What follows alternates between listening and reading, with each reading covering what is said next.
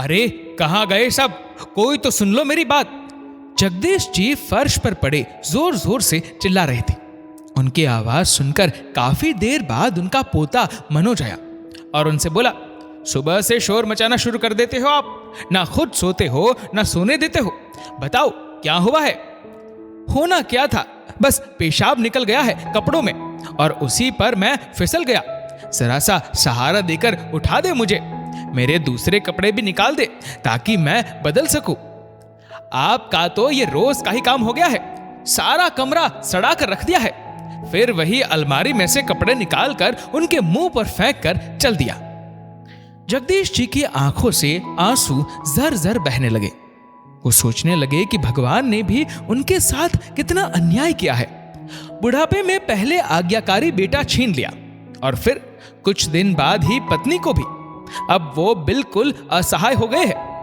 जो पोता पहले आगे पीछे घूमता था अब वह भी धुतकारने लगा है।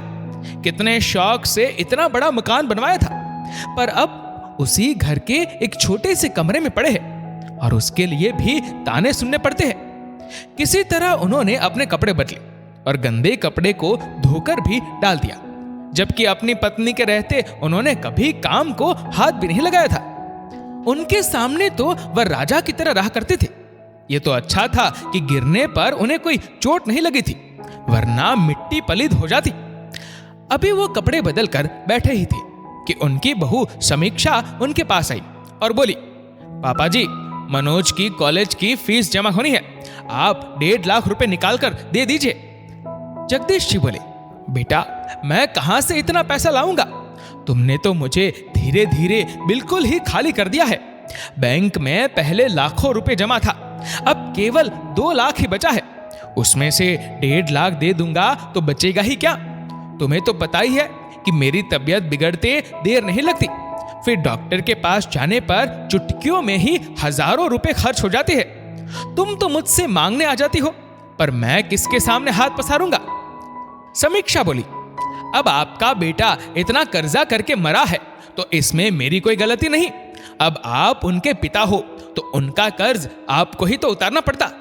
आपके पास कुछ बचे या ना बचे, मुझे इससे कोई लेना देना नहीं है। मैं किसी भी हाल में उनके गलत कार्यों के लिए जिम्मेदार नहीं हूं। ऐसा कहकर वो वहां से चली गई। जगदीश जी सोचने लगे, जब उनके बेटे का बिजनेस बढ़िया चल रहा था तब तो उनकी बहू ने खुले हाथ से खर्च किया, विदेशों में भी सैर करी, खूब गहने भी बनवाए और अपने नाम से एफडी भी बनवाई। तब तो मेरे बेटे को मेरा पति कहकर इठलाती फिरती थी, पर बिजनेस में घाटा होने पर कर्जदार होते ही वह केवल मेरा बेटा रह गया।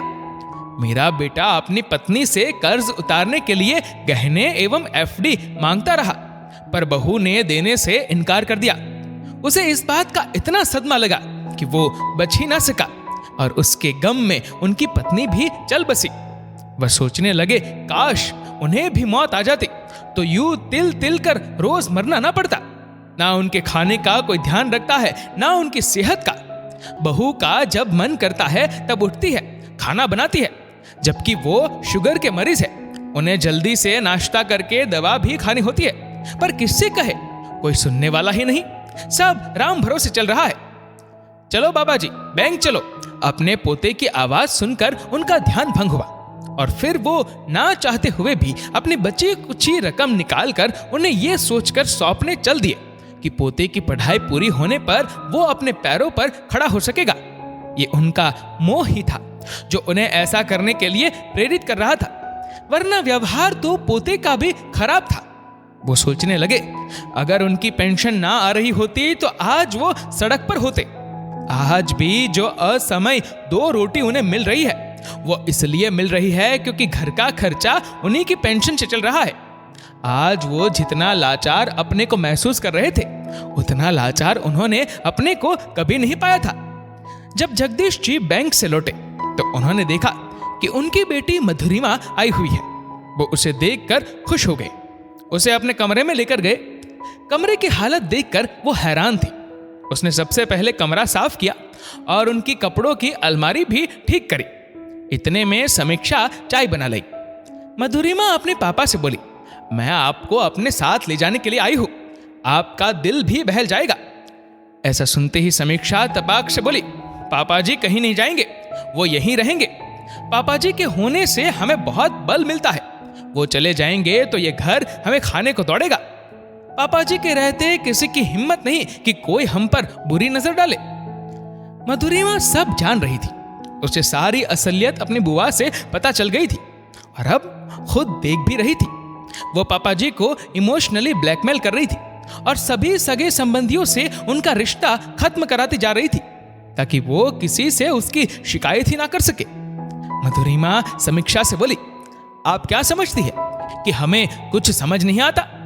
अगर मैं कुछ बोलती नहीं तो सिर्फ पापा का ख्याल करके, लेकिन अब पानी सिर से ऊपर जा रहा है।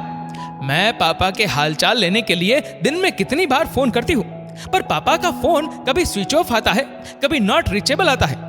आपके फोन पर बात करना चाहती हूँ तो आप कभी उन्हें वॉशरूम में तो कभी टॉयलेट में कहकर टाल देती है। आखिर आप क्या चाहती हो? सबसे काट कर आप उन्हें अपने इशारों पर कठपुतली की तरह नचाना चाहती हो। अब समीक्षा सकते में थी, उसका खेल खुलकर सामने आ गया था। जगदीश जी मधुरिमा को चुप रहने के लिए कहने लगे। वो कोई टकराव नहीं चाहते थे क्योंकि उन्हें पता था कि उनकी स्थिति फिर पहले से भी बदतर हो जाएगी। मधुरिमा बोली, पापा आप डरे नहीं, और हाँ भाभी, आपको भी घबराने की कोई जरूरत नहीं है। पापा की पूरी पेंशन हमेशा की तरह आपके अकाउंट में ट्रांसफर होती रहेंगी। मैं तो यही चाहती हूँ कि पापा अपने दिन अपने मर्जी से बिता सके, खुली हवा में सांस ले सके। अब समीक्षा को क्या ऐतराज हो सकता था? वो तो बस पैसों के कारण ही उन्हें जाने नहीं देना चाहती थी। समीक्षा एक्टिंग करती हुई बोली, चलो ठीक है, ले जाओ आप पापा को, पर थोड़े दिन में छोड़ जाना, आखिर हमारा भी उन पर हक बनता है। थोड़ी देर बाद ही उनकी गाड़ी खुली हवा में कुलांचे भरने लगी। जगदीश जी के चेहरे से भी कैद से मुक्ति पाने की खुशी साफ झलक रही थी। मधुरिमा भी खुश थी कि अब वो अपने पापा जी से जी खोलकर बात कर सकेगी और उनका ख्याल रख सकेगी। दोस्तों, ये कहानी लिखी है वंदना भटनागर ने। आपकी इस वीडियो के बारे में क्या राय है, नीचे कमेंट करके जरूर बताएगा। और अगर आपका वीडियो अच्छा लगा हो तो इस वीडियो को लाइक करेगा, शेयर करेगा ज्यादा से ज्यादा लोगों तक, और ऐसे ही और भी इंस्पिरेशनल वीडियोस के लिए सब्सक्राइब करें हमारे यूट्यूब चैनल को और फेसबुक पर फॉलो करें हमारे पेज को। धन्यवाद।